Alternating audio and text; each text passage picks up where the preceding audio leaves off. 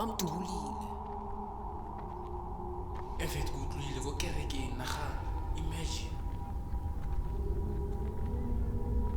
lo muntu benginaye mfethu Friday benginaye mfethu batho bafela mfethu 2 minutes umuntu 10 2 minutes umuntu high mfethu cabanga mfethu awusale safe intwana no awusale safe at all boy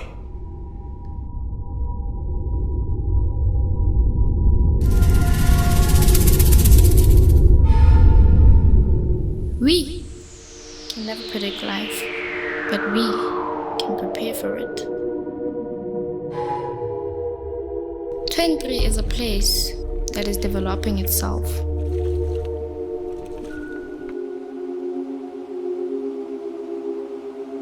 But I feel like there's a demon hanging around it.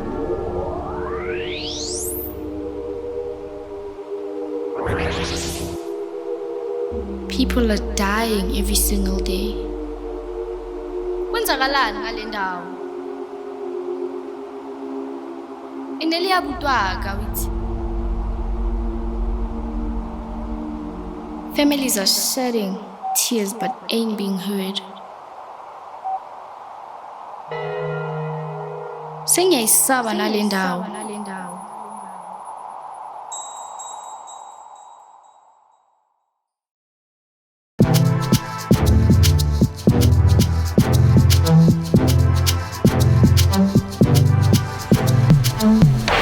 Hola 2 and 3 Jordan City.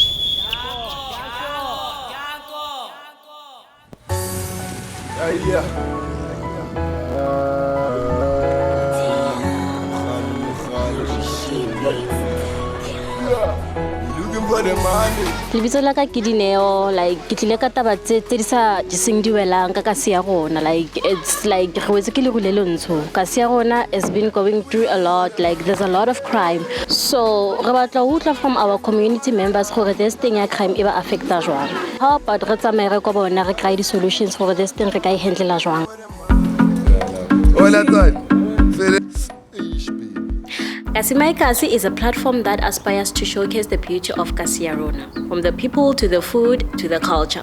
But before we get to all the amazing stuff, we first have to deal with the elephant in the room, safety. Come with me, let's talk to batho ba Kasiarona and see gore bona ba feel jwang.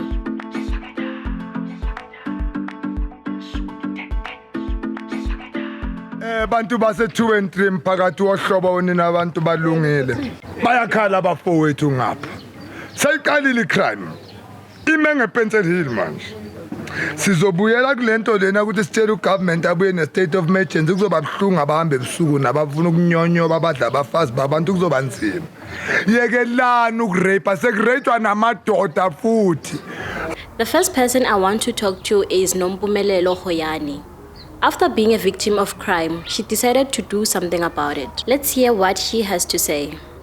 Some people broke into my house, so after that night, and I didn't feel safe because basically a party in the house, it was just a few friends. We were walking friends home, and then I don't think it was like 30 minutes, probably like 10 minutes, and you don't think ukuthi umuntu uzongena endlini. Abantu balela abanye, so you hoping ukuthi it's not that long for someone to actually come and break into your house. And then they did. The next morning, when I woke up, I felt as in we've been trying to crime, but it's not something you can do alone. Crime ikudala sinayo and dala sihlukumezeka. Mina ngikhulele ekhaya kuyi-tavern. So for me, it's been something that has been affecting me for a long time. So Maukula, you eventually become an adult who can stand up for yourself and say, now I am a mother. I have to be someone for my kids. And then it's been like that.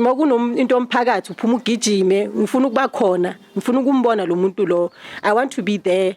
Nami I can help someone. Bengisebenza nabantu abala estradeni, mostly bokwabo baba. I was the only female there. And then I think I was the only one pushing the thing. And then bengizama kwenza something like a street group where sonke siyabhekelana. So it was 5 males, if not 6, and me So basically about 7 people. So besipatrola khona lapha ngaphandle. Most are so discouraged right now. Yeah. Kunzima Joe. Crime yala vicious kakhulu. So yeah, moya yaphela. As we continued to talk, I realized what a strong young woman she was. I wanted to know if she isn't scared. I am afraid. Ngiyasaba namanje nje I don't really think ukuthi nami elokishini la ngisafuna ukuhlala isikhathi eside. I feel ukuthi it's time you move on. Kunezinto ezinye ufeel ukuthi it's time you move on. Mina sengikhathele kahle kahle ngile ndawo. Mina ngikhathele honestly because ngathi ngitirisano mmogo ayikho. No one wants to come out ngoba wonke umuntu uyasaba. No one wants to be the face of crime fighting. No one wants to be dubbed as someone because you become a target.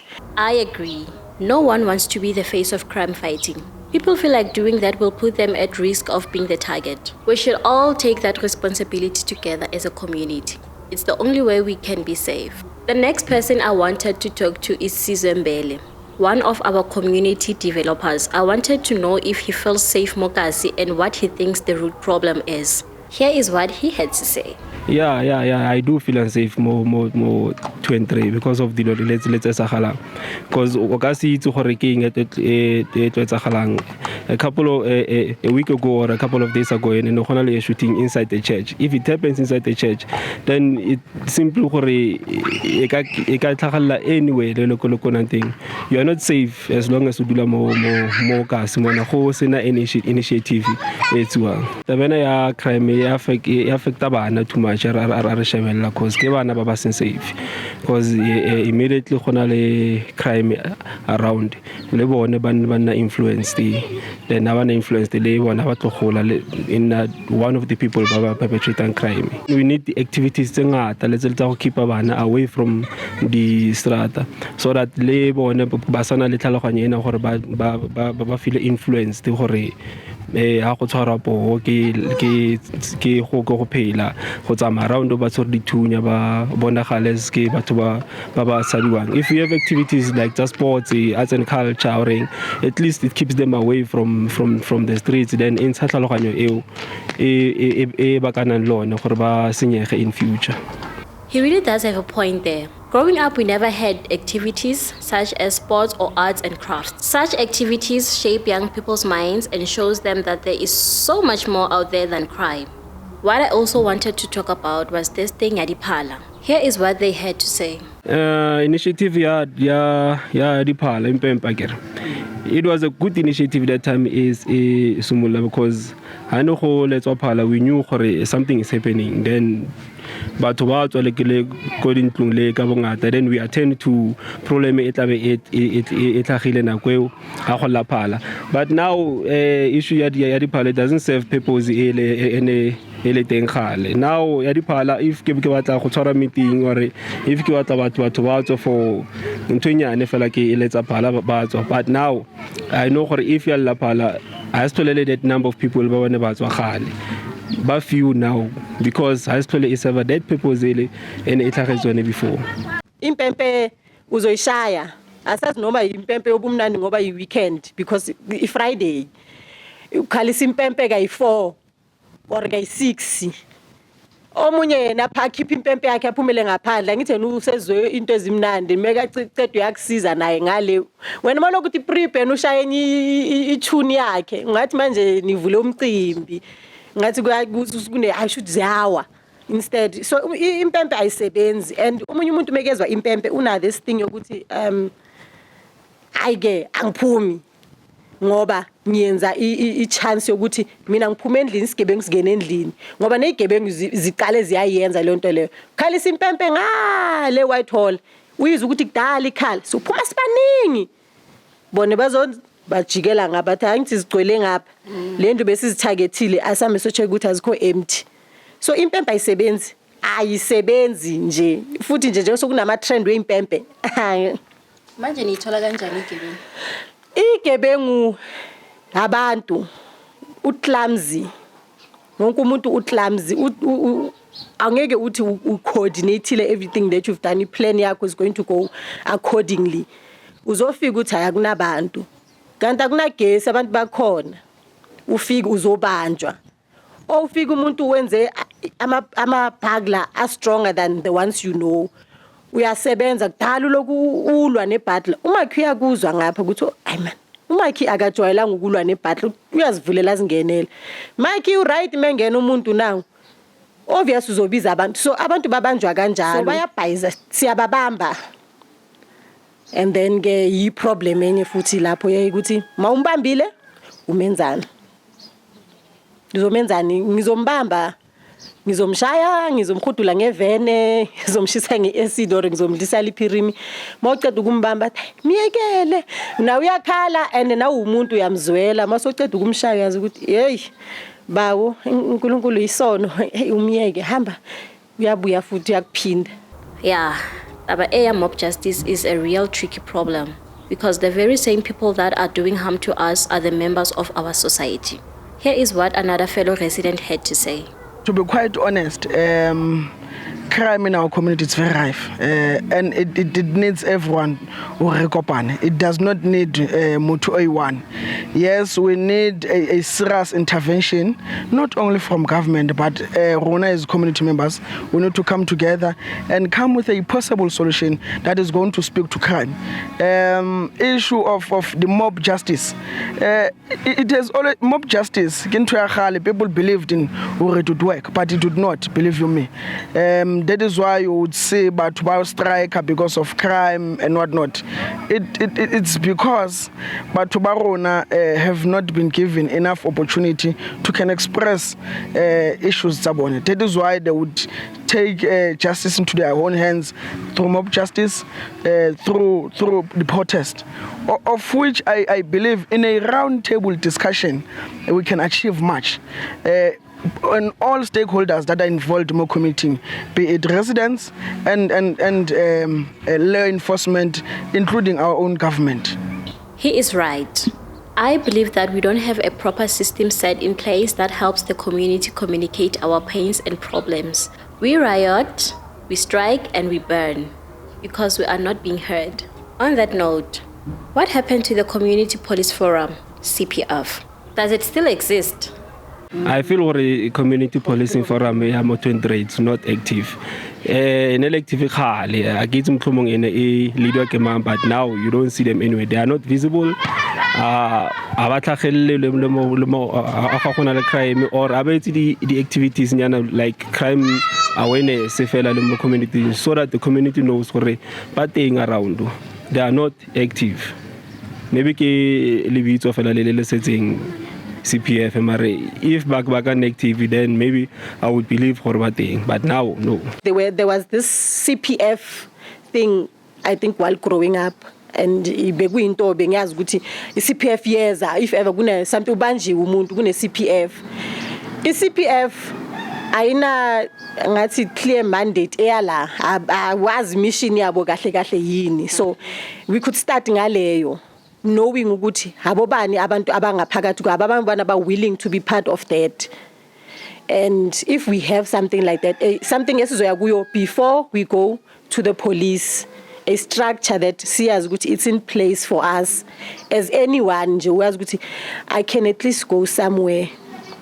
So angicabanga community mayingahlala phansi sibe na something like that ehleli phansi sikhuluma ukuthi thina silwela into enje kube nento ebekwe kanjalo, otherwise ke sonke sizoba ama vigilante sizohamba sishaya abantu ke. Clearly, we don't have a clear communication from the CPF. Most people say abeko and others batibakona. While we were making this KASIMENTARY, if we were to get a clear direction on what to do next, he is the person we should talk to. Before we go to Bab Kanyile, let's hear more from our street correspondent Mshezulu. Ngase3 bayabulala ni Marikana. Amaphoyisa aqale phansi wasasebenza adla igolide nawo. Amandi alanda abantu le eMalawi, eZimbabwe bawafaka emsebenzini at a lower cost. Kodwa mfo, umuntu angaphandle singabazwela abafowethu mara yiba abakhuphula crime. Nale intwana lezi singafuni ukuyophanda ziyosebenza thatha imali yabo goga amaphensini sithula amatekete emafensini amajistri ngahambile he nangomunye umntwana uyakhala lapho uqeda ukunika amapaint akhe amasha wathengile namateki gone hayi baba esisana ulaka abafowethu. So babukhanyile bengifuna ukwazi ukuthi udume ngani la eKasi ene yini into eyenza ukuthi ufuna ukusiza abantu. Sanibonani sizwe ngokuqala ngiyanibingelela la eKasi nolimi lonke udumelang noabsheni nondanga ngibingelela kuso sonke sizwe ndani bese kuzothi lo khulumayo igama lakhe ngusibangani ngwakakhanyile ukhanyile lo nokhulumayo la endaweni yonke 23 ngenza as a safety kusho nje lo kwaqala nje silokhu saqala la ekhaya ngi safety ukuze ngibe nalapha e4305 ngilokhu ngaba ne safety nje namanje ngisekuyona angithandi into ehlukumeza omunye umuntu ngiyathanda njalo ukuhlale wonke umuntu elight ngendlela okuyona. I feel a little bit safe knowing that people like Ubab Khanyile exist la eKasi. I wanted to know ukuthi ubaba usebenza nabo bani. Okuyibona ngijaka nami mina ebusuku ngqo uPeter lokwamasuma engithi mangimthinta kuzwakale bese ngiba no nalomfana lo uEdward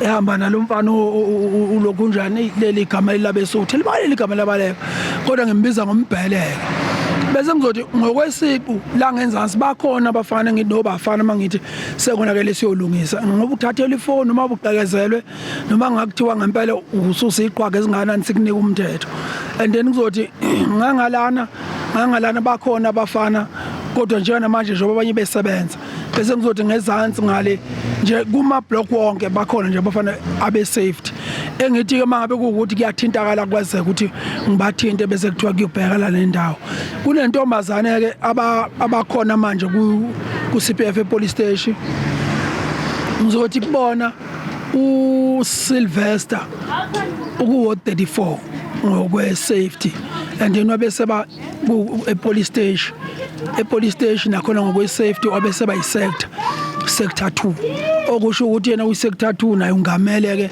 iAzadville ne23 ke yena then ke uno esandleni zakuno Florence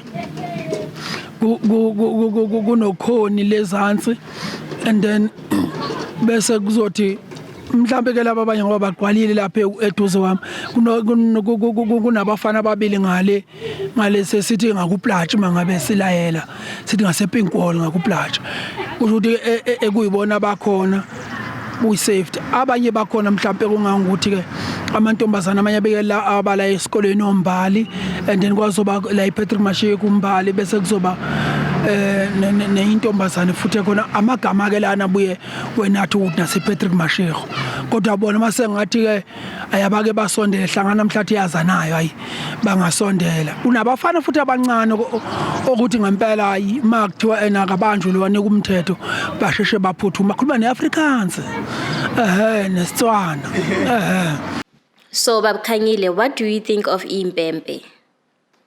Baba ake ngubekele nje ngokusobala impempe ziyasiza onganga naloko umuzo okhumbula kahle bokuseyiwode eyodwa engekahlukani sisaphethwe ukhansela ngiyakhumbula ukhansela oqala esasinayo ukhansela uBoyce Maneli kwazokuza ukhansela uBhanyeni and then weza ukhansela uPlatsha ngiyakholela ukuthi kula koPlatsha impempe beziningi impela kakhulu mase siqamba ukuhlukana zakhona zaya ngokwehla ngoba sokunomngamlatsha ukuthi abangangala iward 34 neward 3 njoba seyifika neward 3 ibe neward 36 yaba neward 34 kodwa nje okukhona impempe izona ezayisiza ake ngikuphi ukusiza kwempempe ngana kwethu umuntu otsa yedwa noma bebabili noma bebathathu uma kuqala kukhala impempe iyabuka kuzovuka abantu abaningi bembambe baleke uma engabalekile esebanjiwe otsheni kuyaphela ukuthi uyinsizwe engakanani bese ezokwazi ukuthi amukele umthetho kodwa uma ngabe ingekho impempe umuntu umebanjwe la 2 unganyakazi athi sehambile umuntu kuyenzakala ukuthi kube umuntu usegangelo wabaleka kodwa onjana namanje njengoba ngikhuluma mina ngiwukhanyile nginalo uhlevana lokuthi kuyafuna ukuthi ke kubuyele onke amapatrola njengoba umama uBetty sisebenzisana naye lekhansela kukhona noAzwindindi kukhona no Shabili ke sibuka ukuthi isizwe lesi ake sibuyelele ekutheni ngesihlane ke ekhala impempe ke kupatrolwe akusekuhle ngempela ke manje akusekuhle ngempela kodwa futhi kuyisikhathi esincane moko waphakama umphakathi ukuthi kuphele yonke kuyisikhathi esincanyana ngana kwethu amaviki amathathu asemaningi kuphele yonke ngoba ubugebengu obula ekhaya buqala umuntu okhona la ekhaya athi lapha kunani amngene. Wow, Baba Kanyile's passion is contagious. The next thing I wanted to know, does the CPF get paid? CPF akuholwa. Uthanda ungathandi Community Police Forum. Ayikhokhi leyo nto leyo. Igama lokuthi emphakathini usizo. Siqale lapho. Kodwa uma ngabe ke uthi wakhona lento ekuthiwa uneighborhood watch. Mhlambe kukhona okungenzeka ukuthi ineighbor icabangele ohamba emgwaqeni egodole eshiswa ilanga nethwa zimvula. Mhlambe ke kuloko. CPF ayekutheke ngoba ehlala ephila ngoba uyaphila ukhona ukuthi cha singasiza kanjani ukuthi kusizakale uma ufuna izinsiza kusebenza ngiyacabanga ukuthi khona amadoda angasebenzi khona omama bangasebenzi khona intombi khona insizwa ayisebenzi kodwa kuyinikelela amandla ukuthi mhlambe kuyineboard wash yini etholakalayo imoto iyafuneka uma ngabe sokhuluma ngevest ngenjani efunakala ivest eqamile noma engagamile noma ukuhloba kwethu ukwazana ngamakhadi noma ke mhlambe ekusizakaleni kwethu nezinqola zibe khona ukuze sikwazi ukukhona ukuthi sisizane la endaweni ngicela ukukusho kakhulu lokhu ukuthi ingempela siyalifuna usiza olinqanda kodwa mabe kuukuthi ke alukho ke icommunity yami ayikhululwe nje uhulumeni seyosiza khona siqoqele izibi lezi maseyitholakele izibi lezi mabe zinebhithiludi izibi lezi ayiqoqe nebhithiludi mabe uyishiye hospital noma uyishiye eceleni kwase hospital uyobona kubulapha eceleni ayifunela isikhundla ngoba ngempela cha ila 23 hayi ngana ukuthi engasekonakele kakhulu kodwa khona ngiphele emdlandla umphakathi wakithi ngeke nguyekelele ungene engozini ulejwe ugwazwe uhlaselwe ngeke nguyekelele nami uqobo ngiyethemba ukuthi uNkulunkulu ophezulu unginika lawo mandla ukuthi ngikwazi ukubaseka futhi njengoba. Thank you, Baba Kanyile. Now I know who to turn to if I'm ever in a bad situation. Trials and tribulations make us strong. Together, we can conquer. Thank you, West Grand, God bless you. Nani bantwana basekasi, we love you, care for you, and always want to entertain you. We've heard from our community members and leaders about this crime thing. So speaking with my community about this issue of crime, I've learned 3 things. 1. We as a community do not have a clear communication between ourselves, law enforcement and the government. 2. The CPF does exist. However, they need us, the resident of 23, to support them. We need to come together as a community and discuss ways in which we can empower them so that they can protect us with pride. 3. Whistles are a great initiative, but they should only work for serious issues that need urgent attention. So guys, let's continue this conversation on the comment section. Tryna